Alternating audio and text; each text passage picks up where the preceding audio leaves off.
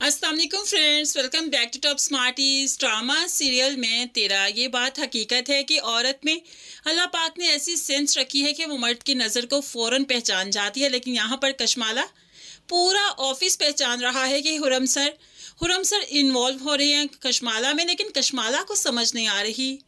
यहाँ पर तो सुमन ने साफ साफ कह दिया कि वो इन्वॉल्व हैं तुम्हें समझ क्यों नहीं आ रही, लेकिन कशमाला बहुत लाइट वे में लेती है कि ऐसी कोई बात नहीं।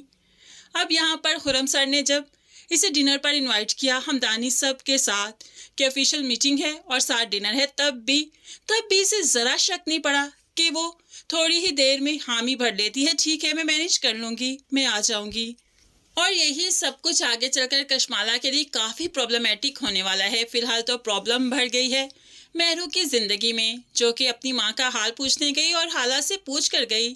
लेकिन जैसे ही फराज घर आया तो कहने लगी कि वो मुझसे पूछ कर नहीं गई बल्कि बता कर गई है कि वो जा रही है। फराज गुस्से से उसे लाना चाहता है, लेकिन माँ ने रोक दिया कि नहीं, जैसे गई थी ना खुद ही वापस आएगी। यहाँ पर महरू की तो जान हलक को आ गई कि जैसे जैसे शाम हो रही है वो घर को पहुंचे, खाना भी बनाना है। तो यहाँ पर ताबी कह देती है, इतनी क्या रवायती सास है हाला कि एक वक्त का खाना भी खुद नहीं बना सकती, तुम यहीं पर स्टे करो आज। लेकिन महरू क्या बताए कि उसके घर के हालात कैसे हैं। फौरन से यहाँ से चलने की कि मैंने फराज को नहीं बताया, मुझे जाना चाहिए। वैसे दिल ही दिल में काफ़ी डर रही है कि जाकर जाकर क्या होने वाला है। यहाँ पर आई तो फराज ने अदालत लगाई थी कि तुम अम्मी से पूछ कर क्यों नहीं गई। तो महरू हैरान, मैं पूछ कर गई थी, मैंने इन्हें इन्फॉर्म किया था। तो फराज भड़क उठा, पूछ कर नहीं गई, तुम बता कर गई हो। पूछने और बताने में बहुत फ़र्क होता है। अब तो महरू को समझ नहीं आ रही कि वो इनके बीच में कैसे एडजस्ट करे, और कहने लगी, फराज ये बात बात पर मेरी अदालत क्यों लग जाती है। पूछा, बताया, ये क्या बात हुई।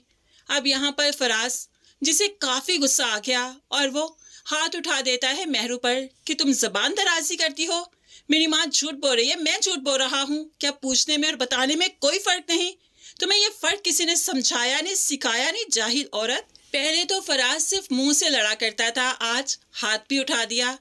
महरू के लिए ये तमाचा उसके मुंह पर नहीं उसके दिल पर जा लगा। शीशे के आगे खड़ी अपने जख्मों को देख देख कर रोने लगी और काफी बेबस महसूस कर रही है। दूसरी तरफ जब हसन भाई को मालूम पड़ा कि महरू आई थी और उनके ऑफिस से आने से पहले ही चली गई, तो अगले रोज वो ऑफिस से वापसी पर महरू से मिलकर आना चाहते हैं, क्योंकि महरू तो हसन भाई की फिर फेवरेट बहन थी ना।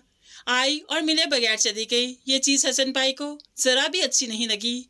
अब अगला रोज़ आया तो रोज़ की तरह आज भी यहाँ पर तमाशा ही था। महरू से फराज ने चाय बनाने का कहा, चाय थोड़ी सी लेट हो गई तो बस फिर तमाशा तो लगना ही था। फराज ने चाय की प्याली उठाकर ज़मीन पर पटक दी कि इतनी तुम सुस्त हो, कोई काम करने को कहो तो ऐसे करती हो जैसे पाए बना रही हो। चाय थी, पाए नहीं, जो बनाने में इतना टाइम लग गया।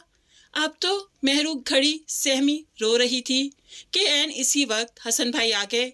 फराज ये क्या हरकत है, ये क्या कर रहे हो। तो फराज बुरे तरीके से हंसने लगा, मेरे घर का मामला है, अपनी बीवी से बात कर रहा हूँ। तो हसन कहने लगे, तुम्हारी बीवी से पहले मेरी बहन है ये। हाला दरमियान में कुछ बोलने लगी तो हाला को डांट कर गुस्से से पीछे कर दिया कि हाला आप बड़ी हैं, अगर आप घर में हैं और महरू के साथ ये सब कुछ हो रहा है तो निहायत अफसोस है आपके बड़े होने पर। अरे देखिए तो सही, कैसे डरी सहमी खड़ी है, कैसे रो रही है। क्या ऐसी महरू को रुखसत किया था हमने, अरे बदल कर रह गई है वो तो, उसे तो हंसना ही भूल गया। मेरी बहन यहाँ पर नहीं रहेगी। महरू ने ये सुना तो एकदम से चौंक गई, नहीं हसन भाई, मैं अपना घर छोड़कर कहीं नहीं जाऊंगी। हसन भाई ने भी हाथ पकड़ा और महरू की बगैर कुछ सुने यहाँ से लेकर चलता बना। हाला रोकती रही कि घर में ऐसी बातें हो जाती हैं, हसन इतना बतंगर मत बनाओ, बात बहुत आगे तक जाएगी। लेकिन हसन अपनी फेवरेट बहन की आंख में ऐसा आंसू नहीं देख सकता था। इस तरह से डरा सहमा उसे जिंदगी से लड़ते हुए नहीं देख पाया, इसीलिए तो उसे घर लेकर आया तो माँ की परेशानी बढ़ गई। अरे हसन ये क्या किया तुमने, ऐसी छोटी छोटी बातें तो घरों में हो जाती हैं, लोगों को बातें बनाने का मौका दे दिया। क्या कहेंगे वो कि नफीसा की एक और बेटी उजड़ कर आ गई, क्या इसकी बेटियों को ही घर बसाना नहीं आता। तुम्हें ये सब कुछ नहीं करना चाहिए था। और महरू तुम तो अक्लमंद थी ना, तुम ही भाई को रोक लेती। अब देखा जाए तो नफीसा बेगम की परेशानी भी जायज़ है, लेकिन भाई के सामने कोई बहन के साथ ऐसा ट्रीट करे تو حسن بھی اپنی جگہ پر بالکل ٹھیک ہے۔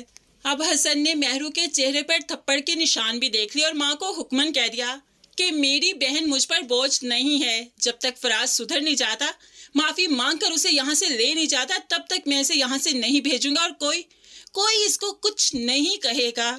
میں اس جانور کے پلے اپنی بہن کو نہیں باندھوں گا۔ میں تو پہلے بھی کہتا تھا سوچ لیجیے اس رشتے کے بارے میں، لیکن آپ کو ہی بہن کا بخار چڑھا تھا، اتر گیا نا وہ بخار۔ کیا یہ ابھی تک یہ زخم دیکھ کر آپ کو رحم نہیں آ رہا اپنی بیٹی پر کہ وہ کیا کچھ برداشت کر رہی تھی؟